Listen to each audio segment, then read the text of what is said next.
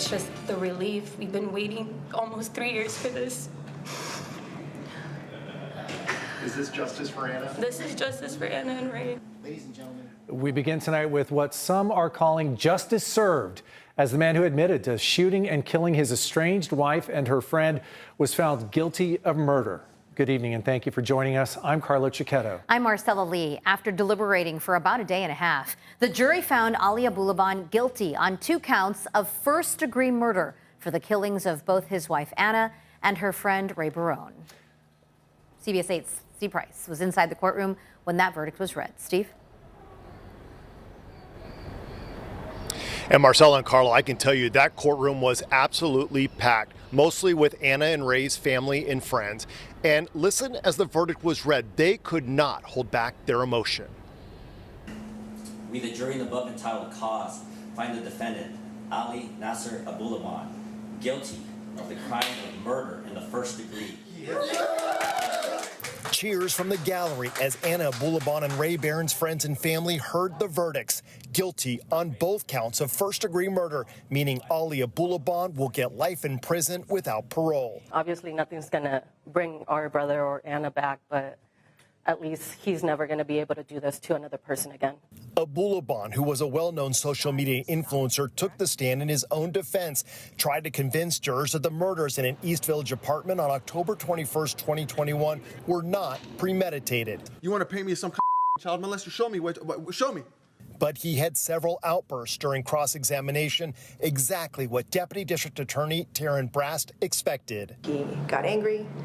He showed who he really was, someone who does not respect women and who needs to be controlling. A juror told me off camera that a few of them were considering murder in the second degree, but changed their vote to first degree after going back over some of the testimony. We've been waiting almost 3 years for this. Anna and Ray's friends call the verdict justice, saying Anna went out of her way to save her marriage with Ali despite years of abuse. He brainwashed her. He was so toxic. She would always defend him to us and kind of downplay everything because she wanted to still see the good in him, and he didn't deserve that. Abulaban broke down in tears as jurors left the courtroom to thank yous from Anna and Ray's supporters, who say the world was a better place with them in it. Anna was a beautiful person inside and out. She was an amazing mother. She was a great friend. She was the sweetest person I've ever met. He was such a loving person. He was such a gentleman, always nice to everybody.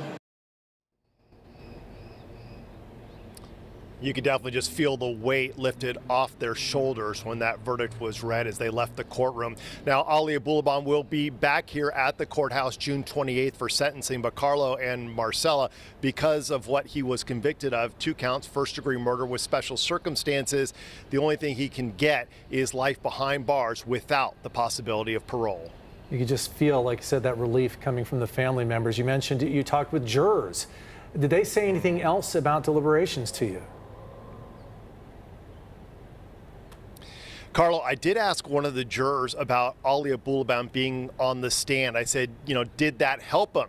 And this juror said, no. In fact, he said his actions, his getting heated on the stand, really showed them more than what he said when his own attorney was questioning him when he was trying to tell his story. They didn't really seem to believe that.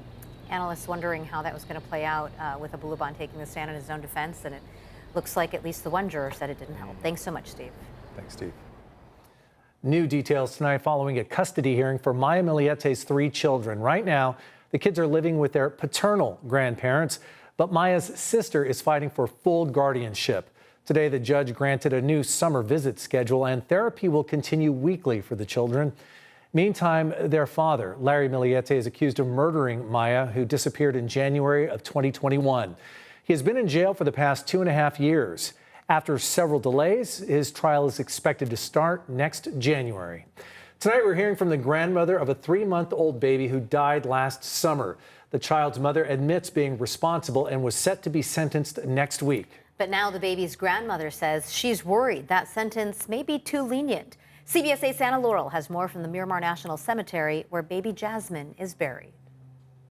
3-month-old Jasmine is buried here. Her mother pled guilty for her death, but an autopsy has yet to be done. And without it, Jasmine's grandmother says there's no real justice. The forensics are Jasmine's voice, told through her body, of the suffering she endured until she died. This is little Jasmine Hunsicker, held by her mother, Ashley Zuniga, last summer, just days before she died. Ashley, now about to be sentenced for Jasmine's death. She did not do anything for this child. She did not reach out. She did not get help. Jasmine lived in Florida where her dad is stationed. He grew up in San Diego with Terry Hunsicker. Babies never belong in a cemetery, especially for reasons like this. Terry says last summer, Ashley left her son and drove from Florida to California with their newborn baby. She went to the Santa Monica Pier because she was putting things on her Instagram account. 15 days after she left Florida, Ashley walked into UC San Diego's emergency room. This is a statement of one of the doctors. Terry read from the police report about what happened. When nurses brought the victim in under code pink for not breathing and no heartbeat, the victim was dark, gray, and stiff. The report also describes how Jasmine looked to the ER doc. Temporal fading along the head, along with the presence of the ribs and spine showing on the victim's body, leading her to say she believed the infant was emaciated. Ashley was arrested, and according to SDPD, they started a murder investigation. Last week, the district attorney filed a felony child abuse charge, and Ashley pleaded guilty, even though an autopsy report has yet to be done. The pathologist that's doing the autopsy said to me verbatim, "They can't sentence her without my autopsy. I am her voice." Terry believes Ashley was struggling with her mental health, but she wants the judge to see results from the autopsy before deciding Ashley's fate. I believe those findings are going to show the manner of death was homicide. There were many times she could have stopped this whole circus and did not. She chose not to. Late this afternoon, the DA's office told me Ashley's sentencing is now delayed until later in July. In San Diego, this is Anna Laurel for CBS 8. Thank you, Anna. Tonight, San Diego County has a new tool to help evacuate neighborhoods during an emergency like a wildfire. Today, the county announced the new technology called Genesis Evac. The new tool will allow authorities to pinpoint more precisely which areas or neighborhoods are most at risk, cutting down the process to minutes rather than hours. It can also predict the path of where a fire might be headed using factors like the weather, wind, and what buildings are in the area. The new zones will limit unnecessary evacuations and make repopulation more efficient to get people back into their homes sooner. The county is urging everyone, if you haven't already done so, register for emergency notifications online at alertsandiego.org. Starting on Monday, the DMV will be moving some services online. It's an effort to make some tasks easier and more efficient. We told you about it last night. CBS 8's Abby Black is working for you and sharing what you can do digitally to avoid going to the DMV. Abby? Many people feel the shared pain of going to the DMV, knowing that they have to wait in a very long line. But that time could get quicker now that the DMV is requiring a few more services online. Now I'm just waiting for my number. The line at the DMV. It's the worst. The DMV is aiming to make the process as painless as possible. So we've made it faster and easier. That's something you don't hear often at the DMV. I believe it saves the DMV time. Starting June 3rd, the DMV will expand digital services, making 90% of its transactions available online. If people who can take care of their tasks online go online, then the office runs much more smoothly. We're working for you to break down what can already be done online, but what tasks will be required digitally or at a kiosk. You can renew registration, renew your driver's license, request copies of vehicle registration and driver's license records, and replace a lost or stolen driver's license or ID card. Yeah, I do it all the time for registration renewal and that sort of thing. I asked DMV spokesperson Anita Gore, when do you need to show up at the DMV? You have to complete the Real ID application in an office.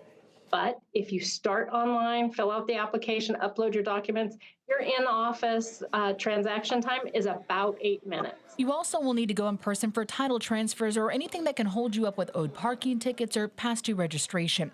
The DMV says since 2019, it has nearly doubled the transactions you can do online, which can reduce 200,000 office visits per month. They say that if you do not have digital access or you're not tech savvy, you can still go in person, but an appointment is encouraged. We don't want you to wait in the office. We know you don't want to wait in an office. So go ahead, try online, find out how easy it is, and you'll never go back. The DMV's goal is to eventually do everything from your phone and put DMV wait times in their rear view mirror.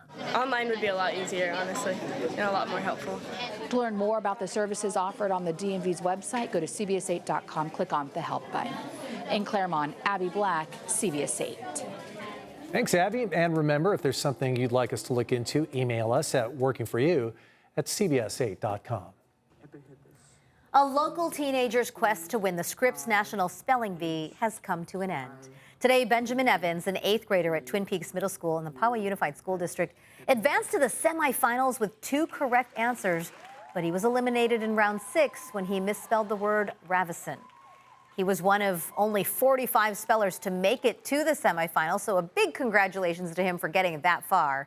The Spelling Bee finals take place tomorrow. Quite an achievement, yes. to be sure. The San Diego Unified School District is feeling prideful tonight. Details still ahead. Plus, why convicted killer Scott Peterson was back inside a California courtroom today. And why officials are blaming these crashes on crickets. That marine layer is starting to come right back in. We had some afternoon sunshine in the forecast, and we're gearing up for that sunset tonight, which is going to be at 7:50. We'll take a look at your complete forecast ahead. Thanks, Carlene. CBS 8 is celebrating the return of the San Diego County Fair on June 7th by giving you a chance to win one of 24 packs of tickets to the fair. Get ready to go retro, as this year's fair will highlight the yesteryears of the 50s through the 90s. Plus, you don't want to miss the animals, the exhibits, food, drinks, rides, and attractions. So much to enjoy. You can enter to win at cbs8.com/contests. Winners will be announced by email only at the end of the contest, so make sure you check your email, and good luck.